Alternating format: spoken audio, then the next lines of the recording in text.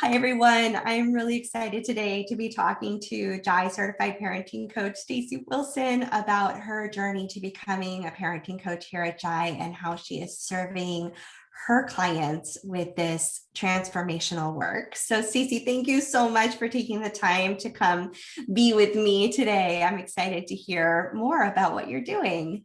Yeah, thanks for having me. So I'd love to hear about what was happening for you before JAI that brought you to us. Yeah, let's see. So I came to JAI, I finished my JAI certification about a year-ish ago. I feel like it's been way longer than that, but this, time. Yeah, and before that, I feel like I kind of got drawn into JAI just because it aligned with kind of how I was parenting. Mm-hmm. And I liked that it based itself off of like family values and different pieces like that. So you kind of could center yourself around how you wanted it to be and then kind of work out from there instead of kind of a lot of people focus on the little things before they get to but I liked that it started kind of with that centering practice of like identifying those core family values and working out and kind of building your parenting toolbox from there. Yeah. Yeah. So was there something, so you said you were already aligned with peaceful parenting and this idea of parenting. Was there something that you were missing or a gap you wanted to fill by getting this education for yourself and your family? A little bit. So I worked with a nonprofit called Hand in Hand Parenting for years and kind of followed a lot with their philosophy, which aligns very closely with JAI. And so I just kind of wanted to broaden my knowledge on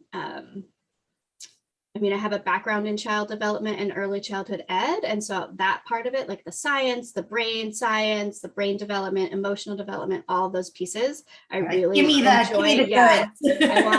I want all the nitty gritty. I want all the research. I want all the background information because I really just love learning about that because it just helps me stay focused and be like, is this realistic what I'm trying to get them to do? Or is it just me? And I can use that as like, okay, you're being ridiculous and this is not appropriate for them. And you need to like change yourself or your expectations before coming back to them. So yeah, that's kind of, how I kind of got connected with JAI. I think that having the information solidifies our intuition or lets us know that the way that we want things to be within our family and the relationships with our children is actually possible. It's not pie in the sky. It's not Pollyanna-ish. It actually is rooted in science and behavioral development and all the awesome, juicy stuff that you get to learn here. Did it shift anything in your own parenting to go through the program?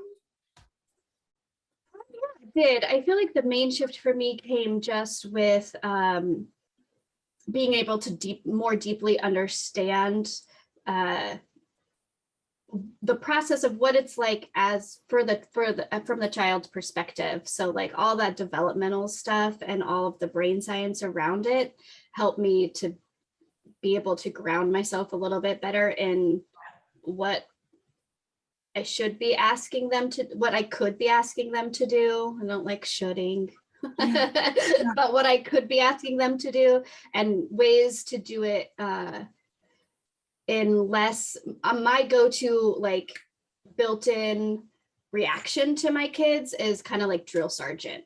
Like, just do it. If you do it now, it'll be done and you don't have to think about it. Like, just do it, just do it, just do it, just do it. And I go into like this lecture and that's kind of like my go-to like automatic response to pretty much everything.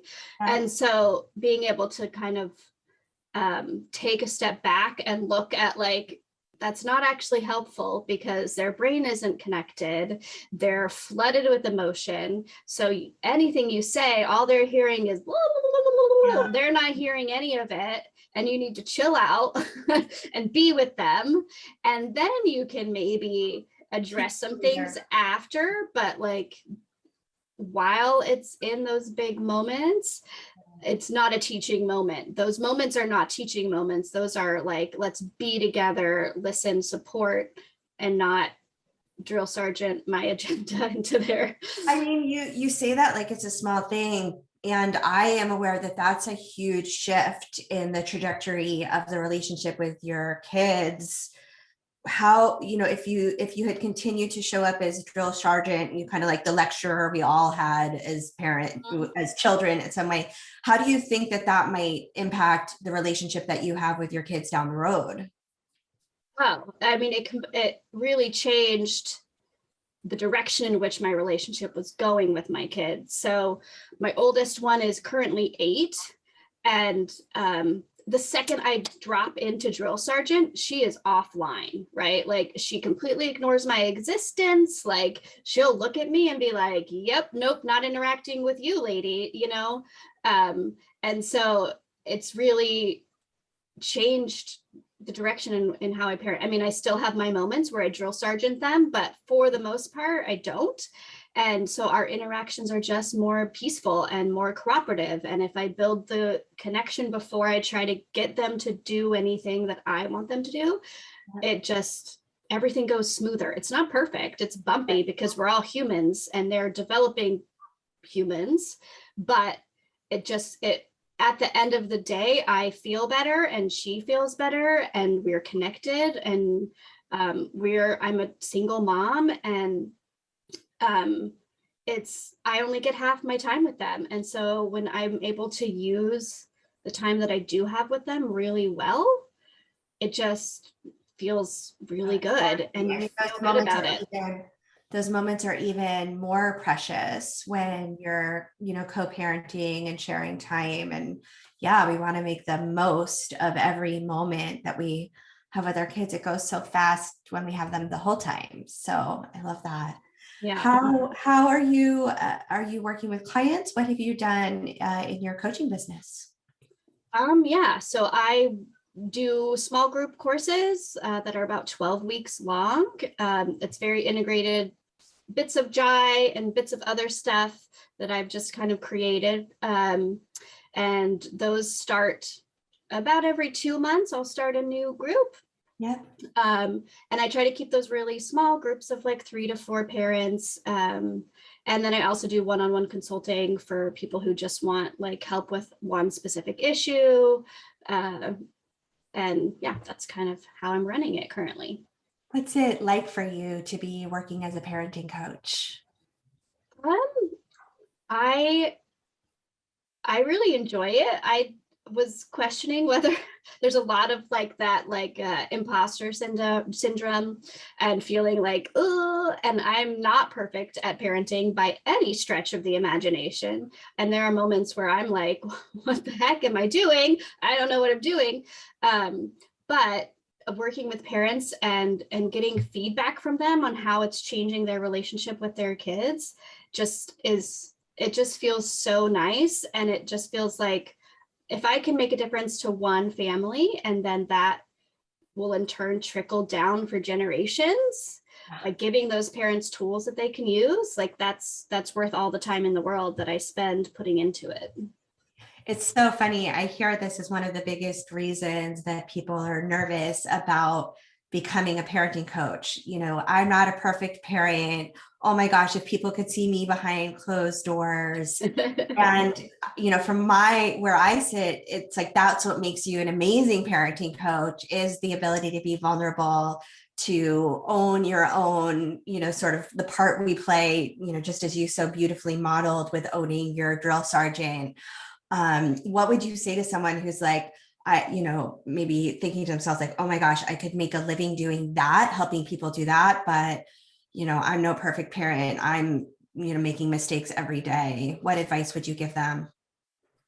Yeah, I mean, for me, it's not about being a perfect parent. It's everyone's got their moments, and we can only do what we can do in each moment with the resources that we have. And so it's more about the process that you take to repair the relationship, because there's going to be disconnections. So worrying about being a perfect parent to become a parenting coach is not really something that needs to be on the line. But because newsflash, you're not going to be. yeah, exactly. No one can be. Nobody Yeah. is, right? Just like if you're, a perfect teacher, or, like teachers lose their cool too, and that doesn't stop them from becoming a teacher. Like, oh, I'm not patient enough for that. Like, teachers are, The example I always use is like, well, does a oncologist need to have had cancer to cure someone with cancer, right? We would hope not. Right. And, I think learning very specific skills and tools are what makes us able to deliver on our promise to help parents have a deeper and more meaningful connection and relationship with our kids. It's kind of the story we tell ourselves that, we have to be doing something better than we are in order to teach that. It's funny, the stories we tell ourselves. Yes. Yeah. And I feel like the main skills for becoming a parenting coach is just the ability to really listen and empathize with other parents, and then to offer them tools that can help, and the balance of that. Because sometimes parents don't need actual skills. They've already got it. They know it. They just have some mental blocks to get there. So knowing is different than doing. Yes. Yes. For exactly. Sure. Exactly. So what are some of the results? Could you share maybe a story of a client that you've worked with, and what was happening for them when they started working with you, and what are some of the results that you've been able to help people experience? Let's see. I just finished working with a mom, and she had a toddler, I think around 3, 4-ish, who, has lived half their life in a pandemic. So never been to school really. I think she had a couple months of daycare before the pandemic hit as an infant, right around her first birthday. And so they just started preschool this year, and they were having huge issues with it, separation anxiety and those types of things. Very typical. And so we worked together for about 3 months, and during that time frame, she was able to use a lot of strategies and work at home through some separation anxiety things, through play, through a lot of listening to her child's tears about not wanting to be in a separate room than her, or whatever it was that kind of brought up the feelings in a safe space before they entered into the preschool space. And then when they started the preschool space, the mom was very in tune with what her kiddo needed, and then also able to communicate that well to the staff and the teachers, and really advocate for a slow transition for her daughter. And they were kind of in and out a little bit to kind of help smooth things. And within the first week, she was like able to just be like, okay, bye mom, bye dad, see you later, I'm good. And she had a little bit of like after school blues, like a lot of kids do when they come home. They've got a lot of big emotions because school is very overstimulating.